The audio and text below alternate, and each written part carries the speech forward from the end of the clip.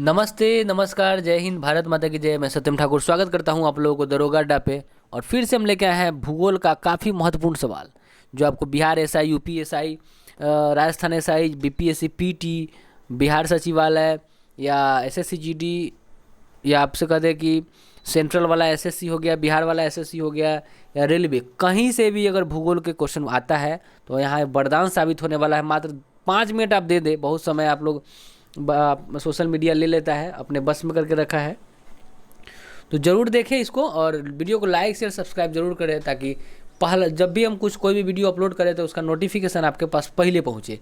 तो चलिए प्रारंभ करते हैं। पहला प्रश्न, अजीजिया दिवस का सबसे अधिक गर्म, कहता है कि अजीजिया विश्व का सबसे अधिक गर्म स्थान माना जाता है, कौन सा देश में है? लीबिया में है। आते हैं अगला प्रश्न की ओर। वर्जीनिया तंबाकू किस देश में उगाई जाती है? अमेरिका में। वर्जीनिया तंबाकू खैनी जो है अमेरिका में उगाया जाता है। अगला प्रश्न है, सिक्किम राज्य की सीमा किन देशों से मिलता है? नेपाल, भूटान, चीन। सिक्किम राज्य की सीमा नेपाल, भूटान, चीन से मिलता है। बिहार का शोक किस नदी को कहा जाता है? तो कोसी नदी को कहा जाता है। अगला प्रश्न है, जम्मू श्रीनगर राजमार्ग पर जवाहर सुरंग किस पर्वत श्रेणी से संबंधित है? तो पीर पंजाल श्रेणी से संबंधित है, याद रखना है। जम्मू श्रीनगर राजमार्ग पर जवाहर सुरंग किस पर्वत श्रेणी से संबंधित है? तो पीर पंजाल श्रेणी से। अगला प्रश्न है, भारत में नारियल का सबसे बड़ा उत्पादक राज्य केरल है। अगला प्रश्न है, चंडीगढ़ किन दो देशों की राजधानी है? पंजाब और हरियाणा, दोनों का राजधानी चंडीगढ़ है। पंजाब का भी चंडीगढ़ है, हरियाणा का भी चंडीगढ़ है, याद रखेंगे। अगला प्रश्न है कि गंडक परियोजना किन दो राज्यों की संयुक्त सिंचाई परियोजना है?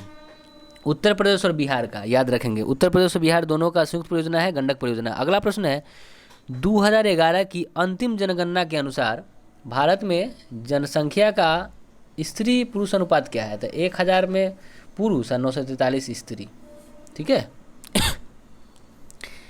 पुरुष का हो गया 1000 और 943 स्त्री का अनुपात है। रेगुर शब्द का प्रयोग किस मिट्टी के लिए किया जाता है? तो काली मिट्टी के लिए, इसको याद रखिएगा। रेगुर शब्द का प्रयोग काली मिट्टी के लिए होता है। अगला प्रश्न है, स्वेज नहर किन दो सागरों को जोड़ती है? भूमध्य सागर और लाल सागर को जोड़ती है।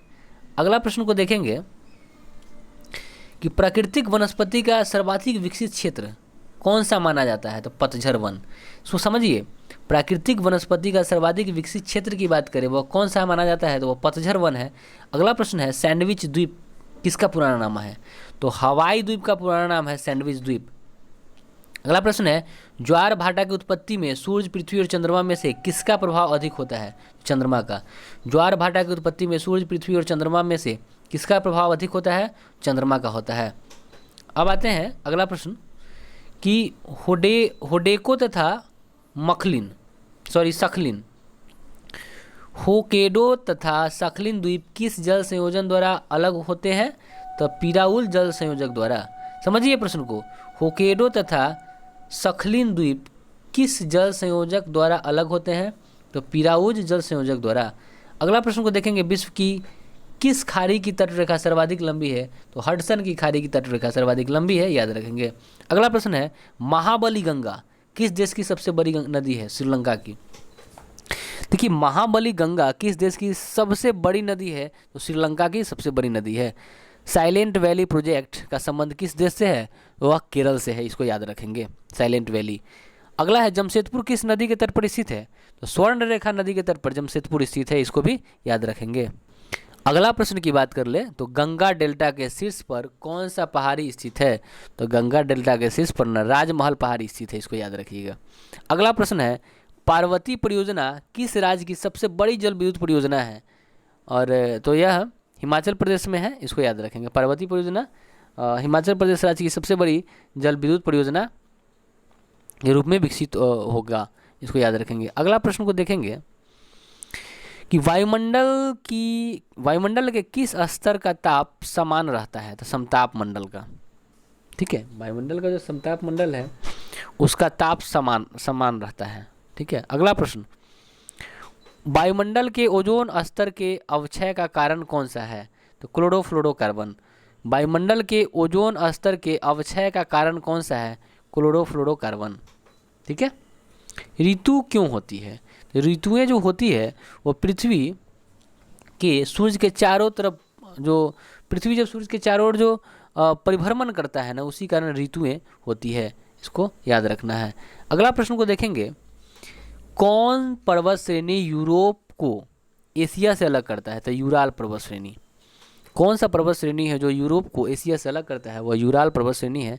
अगला प्रश्न को देखिए, इंदिरा गांधी नहर में पानी कहाँ से आता है? तो सतलज और ब्यास नदी से। इंदिरा गांधी जो नहर है, पानी कहाँ से आता है? सतलज और ब्यास नदी से आता है, इसको याद रखिएगा। अगला प्रश्न है, अफ्रीका की कर्क रेखा, अफ्रीका में कर्क रेखा किन देशों में से होकर गुजरती है? देखिए काफ़ी इंपॉर्टेंट सवाल है, समझिएगा, एक दो बार इसको लिखेंगे आपको याद हो जाएगा। तो अफ्रीका में जो कर्क रेखा है वह अल्जीरिया, नाइजर, लीबिया, पश्चिमी जो सहारा क्षेत्र है वो है ना, मोरतानिया तथा माली से होकर गुजरता है। आते हैं अगले प्रश्न की ओर, मिकांग नदी किस में गिरती है? तो दक्षिण चीन सागर में गिरती है। मिकांग नदी दक्षिणी चीन सागर में गिरती है, इसको याद रखना है। अगला प्रश्न, भारत का एकमात्र सक्रिय ज्वालामुखी बैरन आइलैंड है, इसको याद रखेंगे, बैरन आइलैंड। आते हैं अगले प्रश्न की ओर, कहता है कि भारत की जनसंख्या विश्व की जनसंख्या में कितने प्रतिशत का योगदान करता है? तो भारत अकेले जो है ना 17.5% योगदान करता है पूरे विश्व में। अगला प्रश्न है, किस महाद्वीप में जनसंख्या घनत्व सर्वाधिक है? एशिया में। किस महाद्वीप में जनसंख्या घनत्व सर्वाधिक है? एशिया में सर्वाधिक है। अगला प्रश्न है, भारत के किस राज्य में सिलिकन स्टेट के नाम से जाना जाता है? प्रश्न था कि भारत के कौन सा राज्य है जिसको सिलिकन स्टेट कहा जाता है? तो वो कर्नाटक है, इसको याद रखेंगे। अगला प्रश्न, भारत में हरित क्रांति के जनक तो MS स्वामीनाथन है। अगला प्रश्न है, भारत के किस राज्य में कोयले का सर्वाधिक भंडार है? वह झारखंड में है। तो हम उम्मीद करते हैं कि 6-7 मिनट का सेशन आपके लिए काफ़ी अच्छा रहा होगा और इससे आपको काफ़ी मदद भी मिलेगी। तो वीडियो को लाइक शेयर सब्सक्राइब जरूर करें। मिलते हैं अगले वीडियो में, धन्यवाद।